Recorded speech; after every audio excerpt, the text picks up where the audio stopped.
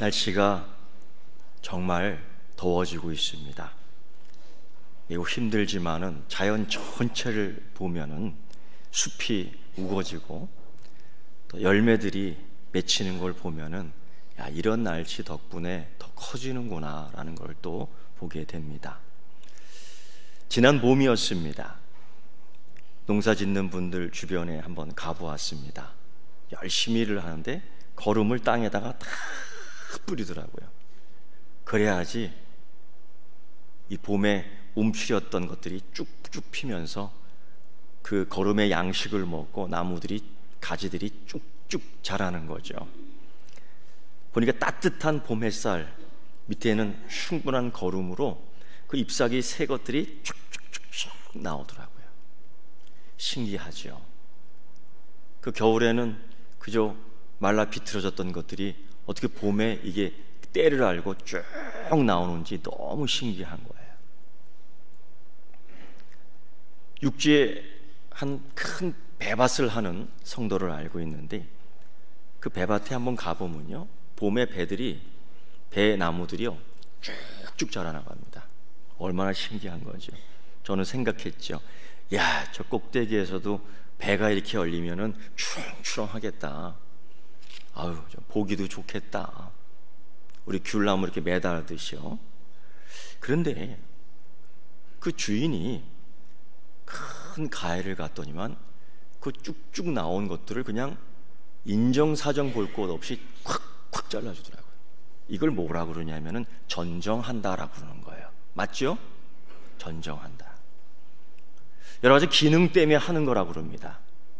그죠? 제가 볼 때는 막 자르는 것 같은데 기술이 있어요. 이 전문인이 해야 되는 거예요. 귤도 마찬가지죠. 나무 착 자르는데 썩은 가지 나무 탁탁탁 잘라주고요. 구석구석에 필요 없는 탁탁 잘라주는 거예요. 제가 물어봤습니다. 아이고, 아깝게 왜 잘라요? 아깝게.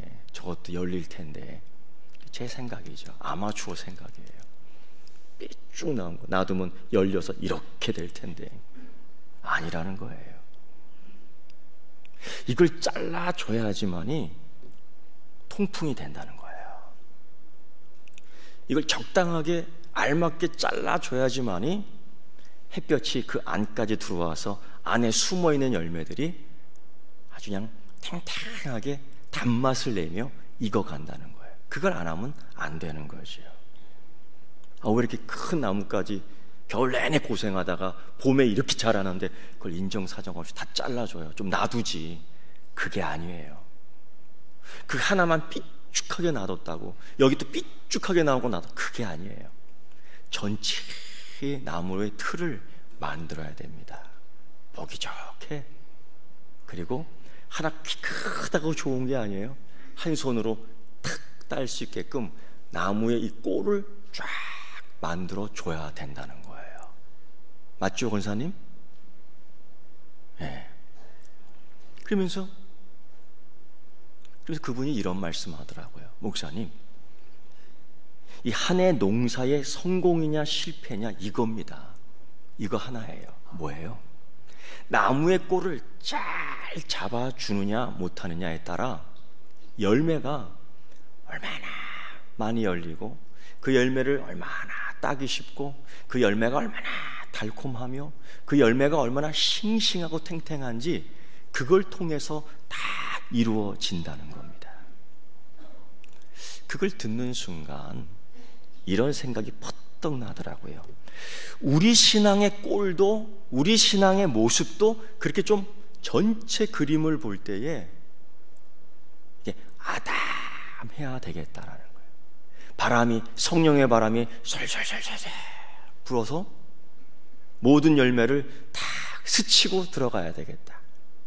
가지치기 전경을 잘 해주셔서 하나님의 은혜 햇살이 쫙 비칠 때 그늘진 것이 없고 어디에든지 하나님의 햇살이 들어가서 이쪽에 성령의 열매도 통통하고 저쪽에 성령의 열매도 달콤하고 그거를 탁 땄을 때 어렵지 않게 이렇게 따는 것이 아니라 언제나 누구든 원한다면 탁 떠서 하나님의 사랑을 나눌 수 있다면 얼마나 좋을까?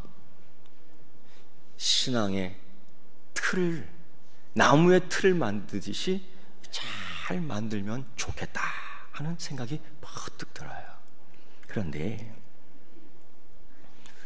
우리 교회 다니면서 1년, 2년 또 수년 지나며 우린 이러한 신앙적 하나의 모습 익숙해지는 것 같습니다. 이런 거죠. 교회 출석해야 한다. 교회 출석해야 된다. 기도도 해야 된다. 뭐 해야 될 게 많아. 말씀도 들어야 된다. 봉사도 해야 된다. 어떤 분은 전도하세요. 전도해야 됩니다. 또 우리가 신앙생활을 하면서 재직들은 봉헌에 대한 의무가 있습니다 하면서 그런 것들을 계속 얘기해요. 그래야지만이 복을 받을 수 있다라는 암암리의 얘기를 합니다. 그것뿐이 아니라 또 우리 신앙생활 하면서 우리들 신앙의 이 모습 속에 꼭 이러한 단어들이 붙여져요. 열심히 하십시오.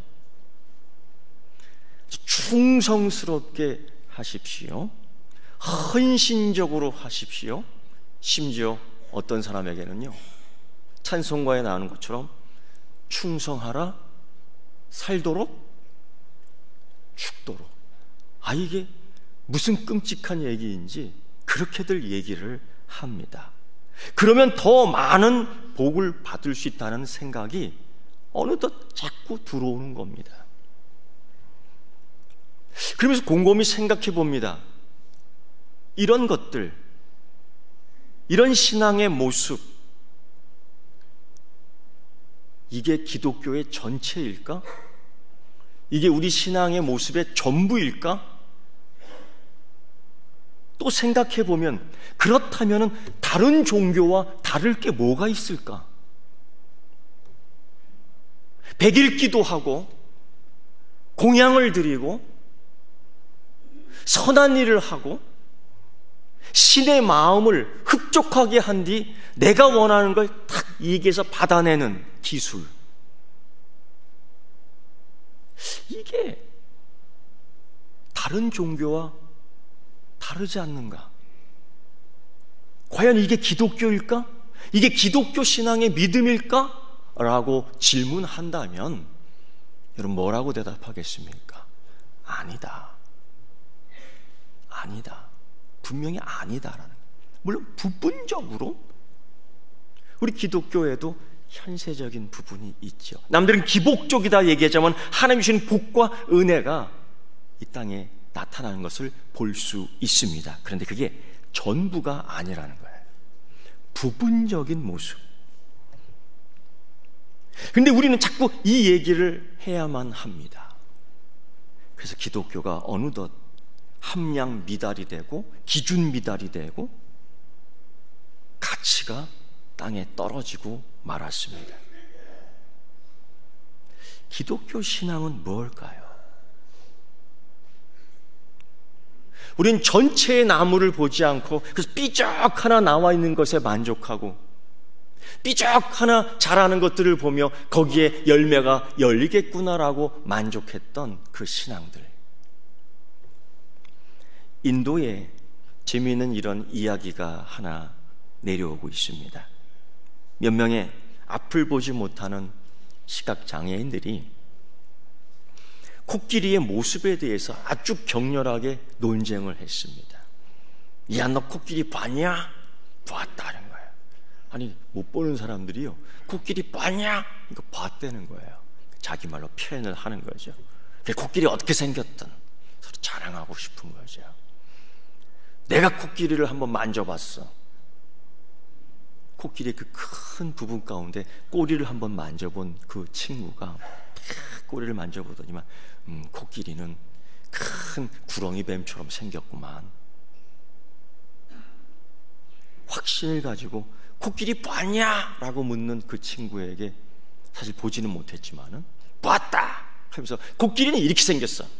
내가 만져봤는데 큰 구렁이처럼 생겼더라. 구렁이보다 더 큰 것 같던데. 그 소리를 듣던 다른 친구가 막 웃는 거예요. 야야야, 어떻게 코끼리가 그렇게 생겼어? 코끼리 코를 만져본 그 친구가, 물론 길지, 코끼리는 말이야 대나무처럼 생겼어. 그 코 마디마디 하나를 딱 만들면서 대나무보다 크구만. 코끼리는 대나무처럼 생겼어. 그 이야기를 듣던 또 다른 친구가, 이게 뭘 못 보는 사람들이구만. 못 보는 사람들 맞아요. 그러면서 코끼리는 그렇지 않아. 그 코끼리의 널쩍다리를 한번 이렇게 잡아본 건 친구가 얘기하는 거야. 맞아, 코끼리는 좀 길지, 뱀처럼. 맞아, 코끼리는 대나무처럼 좀 굵직하지. 그런데 그렇게 얇질 않아. 코끼리는 기둥처럼 생겼어. 얼마나 굵은 줄 알아? 뱀보다 더 굵고 대나무보다 더 굵어. 그게 코끼리야. 마지막 한 친구가 이렇게 얘기합니다. 이 무슨 말들 하는 거야? 진짜 코끼리를 봤어? 코끼리 보셨어요? 봤죠? 코끼리 어떻게 생겼어요? 코끼리처럼 생긴 거예요. 코끼리처럼 생겼다고. 근데 이 사람들은 자꾸 다른 소리예요. 그리고 마지막 한 사람이 뭐라고 얘기하는지 아요? 기절할 것 같아요.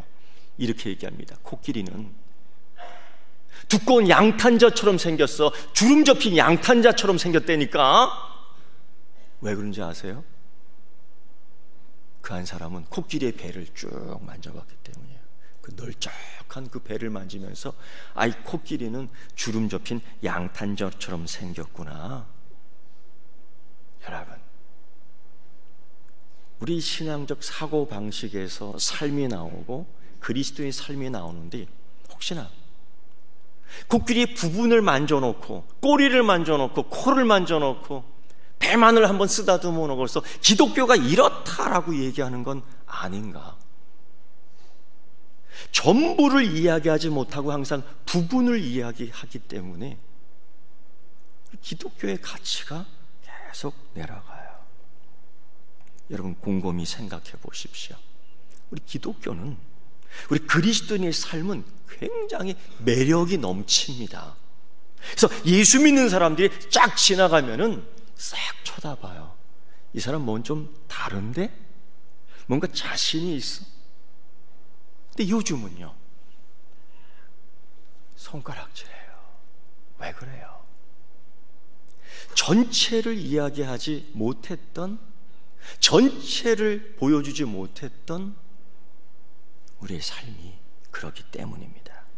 기독교는, 그리스도인은 멋있습니다.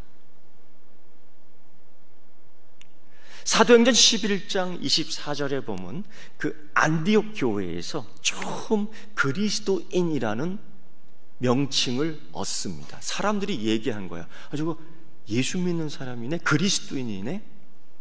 두 가지 의미가 있습니다. 누구의 제자라는 의미이죠. 예수를 따라다니는, 예수의 말씀을 실천하는, 예수를 배우는 그런 제자들이구나. 첫째 의미.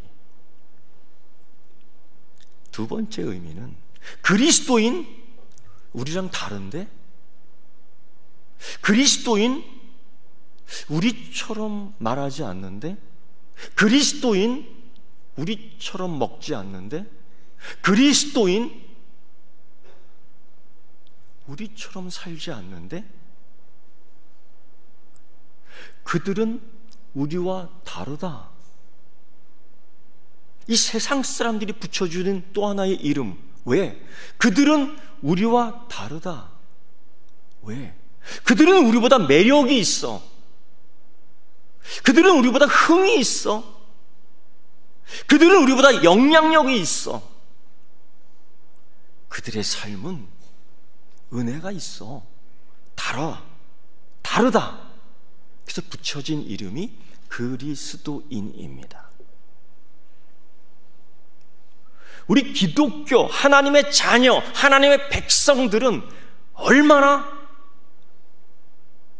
매력이 있나면요, 얼마나 흥이 나고 신이 나냐면요, 그 삶 속에서 보여주고 있습니다.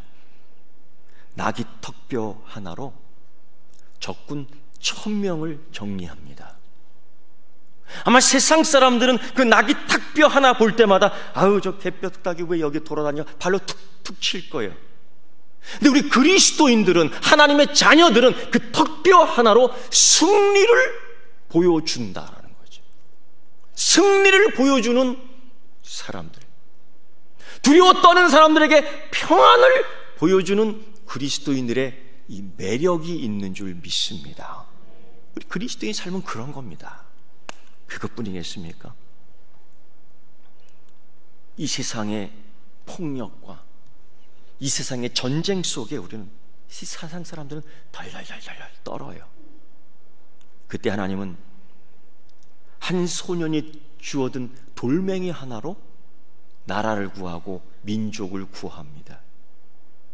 미사일로 구하는 것이 아니고요, 신형 비행기로 구하는 것이 아니라 우리 그리스도인들은 하나님이 보여주신 돌멩이 하나를 통해서도 나라를 구하고 민족을 구할 수 있는 매력적인 사람들이라는 겁니다. 이 세상 사람들과 달라요. 다릅니다. 완전히 다릅니다. 또 뿐만 아니라 어린 소년의 도시락 하나를 가지고 5000명을 먹여주는 풍성함이 그리스도인들에게는 있습니다. 우리 아버지 하나님이 이렇게 매력이 있고 멋있는 분이며 그 하나님 아버지가 나의 아버지 하나님인 줄 믿습니다. 그러므로 이 자녀들의 삶은 이렇게 매력이 있어야 돼. 모든 삶에 이렇게 힘이 있어 영향력이 있어야 될 줄 믿습니다. 그런데 때로는 시시해요. 어느덧부터 우리의 삶이 시시해져요. 그저 하나에 집착하고, 때로는 자기의 욕심에 집착하고, 자기의 생각에 빠져들고. 오늘 예수님께서 오늘 이 말씀을 하죠. 생배 조각과 세포도와 저 낡은 가죽 부대. 왜? 바리새인들이 그래요. 금식만 얘기하는 거예요. 이걸 하나 통해서 그의 신앙을 평가하는 거예요. 하나님을 예배하는 자의 삶 속에서 금식이라는 것은 요만한 부분의 하나예요. 그걸 계속 얘기해요. 그러니까 하나님 믿는 신앙의 가치가 계속 함량 미달이 되는 사람이 많지요. 자격 미달이 되는 사람이 많지요. 여러분, 전체를 봐야 합니다. 전체를 볼 수 있어야만 합니다. 큰 문방구에 가면은요, 그러한 게 있더라고요. 퍼즐 맞추기 박스가 있습니다. 그게 보통 좋은 비싼 것들은요, 큰 이 명화를 딱 해놓고 퍼즐 짜맞추기를 하는데, 그게 요만해요. 거기 몇 개 들어가 있냐면 보통 3000개, 2000개 들어가 있는 것도 있는데 이게 좀 비싸지요. 그걸 한번 사서 맞춰보기를 합니다. 그걸 사자마자 뚜껑을 딱 열고 그 3000개 세트 있는 이 조각들을 큰 책상에다가 탁 부어요. 그리고 맞춰보겠다고 그 조그만 거 하나를 계속 들었다 놨다 하면 이걸 어디다가 놔야 되지? 이걸 누구하고 맞춰야 되지? 어떤 것과 맞춰야 되지? 고민하지만은 해결할 수가 없어요. 여러분, 이 3000조각, 2000조각 하는 그림을 짜 맞추기 위해서 가장 먼저 해야 될 게 뭔지 아십니까? 그 뚜껑 겉면에 나와 있는 큰 그림을 먼저 보는 거예요. 그리고 하나하나 점검하는 거죠. 이 큰 그림 속에 요 색깔이 여기는 연하고 여기는 좀 진하고 비슷한 모양이지만은 이렇게 생긴 거, 이렇게 생긴 거 다른데 한번 자기가 집은 것들을 보고 맞춰 보는 겁니다. 큰 그림 속에. 그렇게 해서 하나 둘 나아갈 때 그림이 맞춰지는 거지, 이 큰 그림 없이 그저 무조건 조그만 거 하나 아무 데나 갖다 놓는다고 해서 그림이 완성되는 게 아닙니다.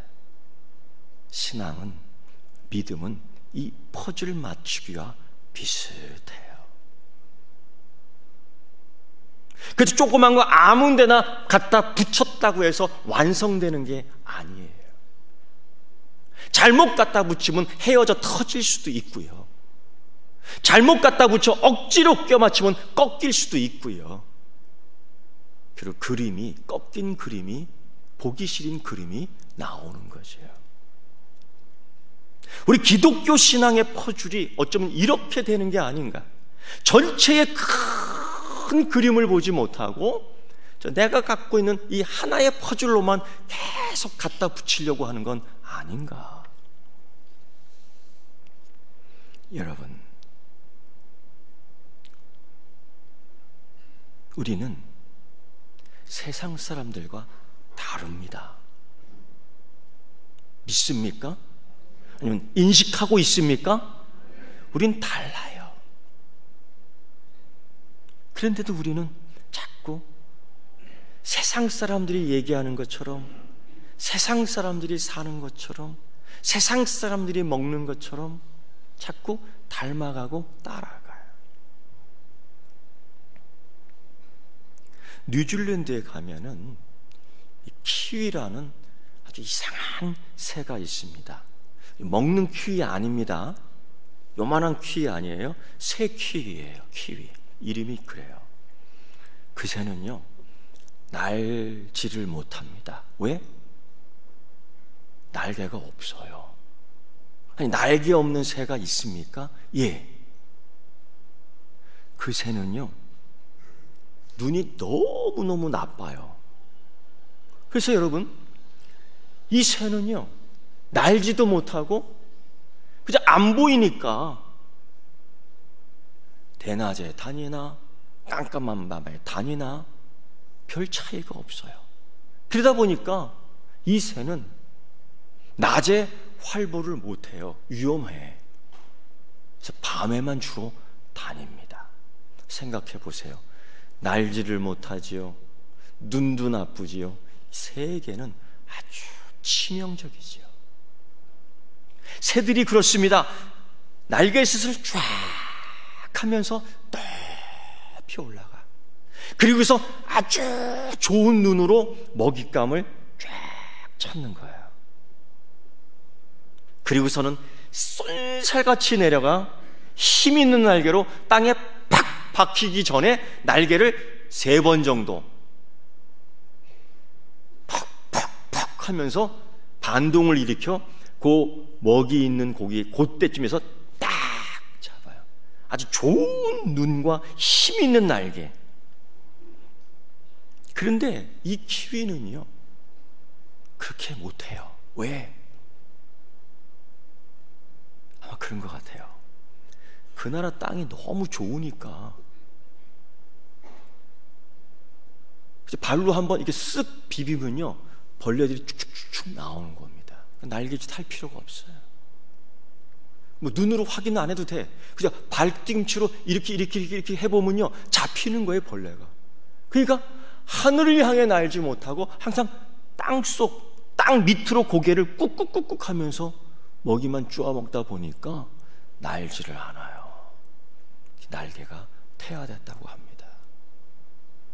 볼 필요도 없어요. 그냥 아무데나 꾹 하면 벌레가 입속에 들어가니까요. 그러다 보니까 쳐다볼 필요도 없습니다. 여러분, 자기가 새인데도 날지를 못해. 일반적인 새처럼 눈이 좋아야 되는데 그렇지도 못해. 보면 이게 새인지, 이게 두꺼비인지, 이게 거북이인지 구별이 안 돼. 우리 신앙인 그리스도인들이 혹시 이렇게 태화되는 건 아닌가? 하나님 백성으로서 분명한 정체성이 있어야 돼. 나는 그리스도인이다. 나는 멋있는 그리스도인이다. 나는 힘 있는 그리스도인이다. 나는 능력 있는 그리스도인이다. 나는 멋진 그리스도인이다. 나는 매력이 있는 그리스도인이다.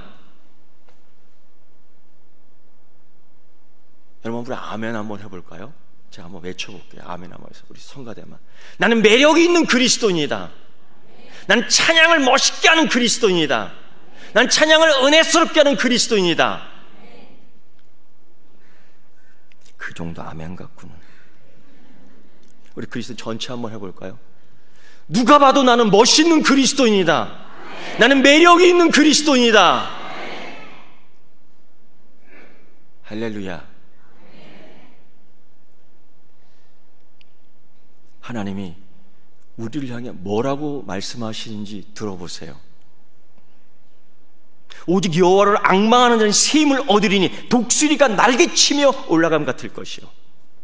너희는 독수리다. 날개 없는 귀가 아니에요. 저 꾸꾸꾸꾸 하는 요만한 날개들은 닭이 아니에요. 참새가 아니에요. 여러분은 독수리 같은 신앙인인 줄 믿습니다. 하나님 향해 쫙 올라갈 수 있는 힘 있는 독수리인 줄 믿습니다. 시편에 보면요, 시편 103편에 내 청춘을 독수리같이 해주겠다, 날개 없는 새처럼 해주겠다 하지 않아요. 동네에 삑삑하는 새, 참새가 아니에요. 세상을 휘어잡을 수 있는 공중의 왕인 독수리처럼 해주겠다. 우리 그리스도인의 모습이 이런 독수리인 줄 믿습니다. 그런데 어느 날 이런 삶이 싫은 거예요. 꼭 날아야 될 필요가 있을까? 땅바닥에도 있는데. 꼭 위만 쳐다봐야 돼?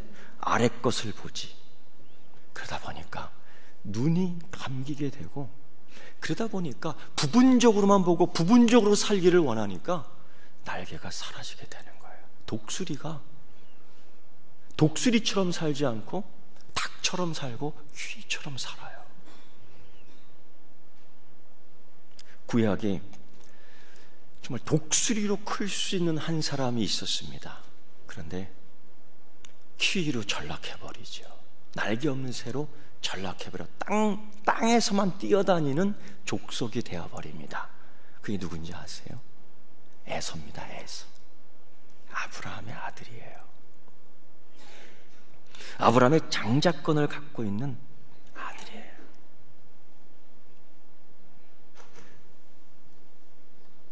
그 아브라함의 계보 속에 나오는 그 장자의 계보를 갖고 있는 에서예요. 그런데 그가 이 독수리처럼 될 수 있는 이 장자권, 자기 조상의 축복 받아 누리며 멋있는 하나님의 자녀, 매력이 있는 하나님의 자녀, 세상에 영향력을 줄 수 있는 하나님의 자녀를 이게 별 싱겁게 여긴 겁니다. 그래서요, 팥죽 한 그릇에 다 팔아먹어요. 예. 하나님의 가치가 팥죽 한 그릇밖에 안 된다고 생각했던 거예요. 하나님의 매력이 팥죽 한 그릇밖에 안 된다고 생각하는 거예요.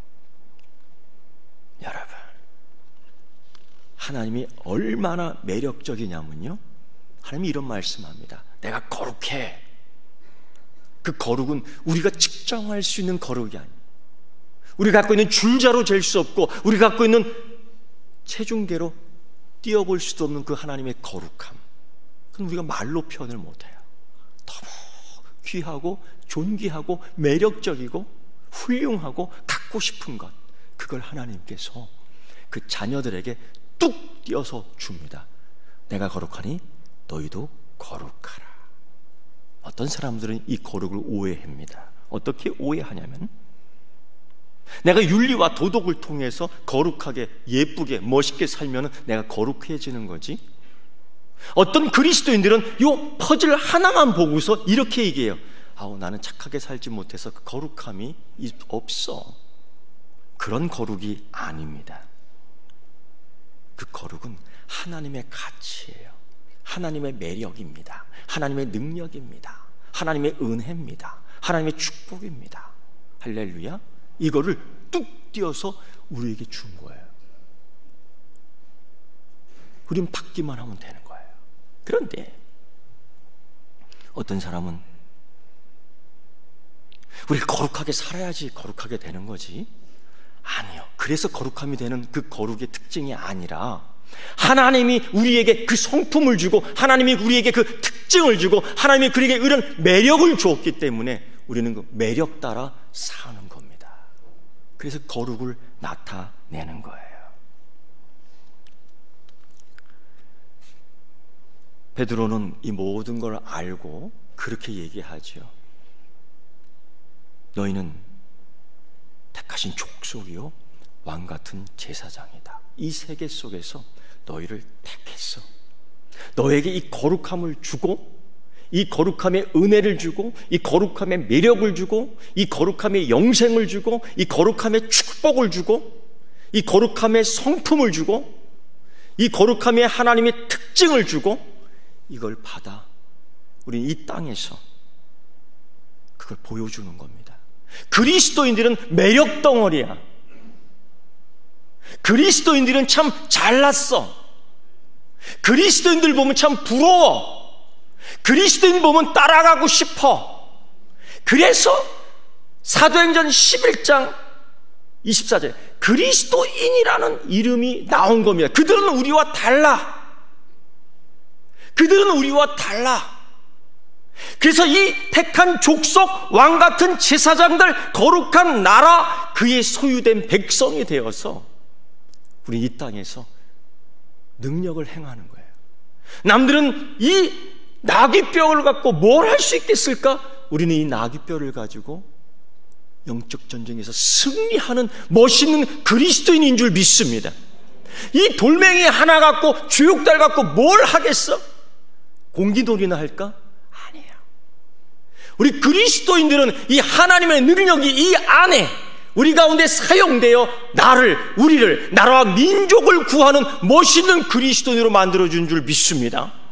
도시락 한 통 갖고 뭐 하겠어? 너나 먹어? 니나 먹고 배불러라. 아니요. 예수님이 얼마나 풍성한지 보십시오. 내가 이 땅에 온 것은 너희로 영생을 얻게 하고 더 풍성히 얻게 하렴이라. 가지치기를 할 때마다 아까운 거지요. 뭘 모르니까. 그거 하나만 보니까 아까운 거예요. 이거 주면은 없어질 텐데, 이거 주면 난 오늘 뭐 먹지? 그러나 여러분, 그 전쟁을 통해서 아담한 전체적인 그림이 그려져요. 도시락 하나지만은 하나님 손에 붙들리고 우리 주님 예수 그리스도의 은혜가 담기고 성령의 풍성함을 통해서 하나님이 5,000명을 먹이시는 멋있는 사건을 일으켜주는 줄 믿습니다. 여러분, 도시락 하나 갖고 너무 인색하게 그러지 마세요. 그거 하나 갖고 나만 배부르겠다고. 하나님 보세요. 우리를 어떻게 사용하는지, 그 어린 아이를 하나님이 얼마나 멋있게 사용하는지요. 5,000명이 먹는데 배 터지게 먹습니다. 배부르게 먹습니다. 어떤 사람은 싸가기도 해요. 이렇게 멋있는 하나님, 이렇게 매력이 있는 성령님, 이렇게 풍성하신 예수님 따라가는 동일한 그 성품을, 그 거룩함을 갖고 있는 그리스도인이요, 올여름 7월 한 달 멋있게 살기를 축원합니다. 매력 있는 그리스도인 되기를 축원합니다. 넘치는 풍성하신 그리스도인 되기를 축원합니다. 기도하겠습니다. 하나님, 더위에 지쳐 쓰러질까 염려되고 세상의 소문대로 듣고 볼 때마다 실망할 때가 있습니다. 세상 사람들과 똑같이 생각하고 똑같이 말하고 똑같이 행동하지 않게 하여 주옵소서. 멋있는 하나님, 매력 있는 하나님 따라가는 주의 자녀들이 오니 그 성품을 이어받아 멋있게 매력 있는 그리스도인으로서 이 7월 한 달을 승리케 하여 주시옵소서. 예수님의 이름으로 기도드리옵나이다. 아멘.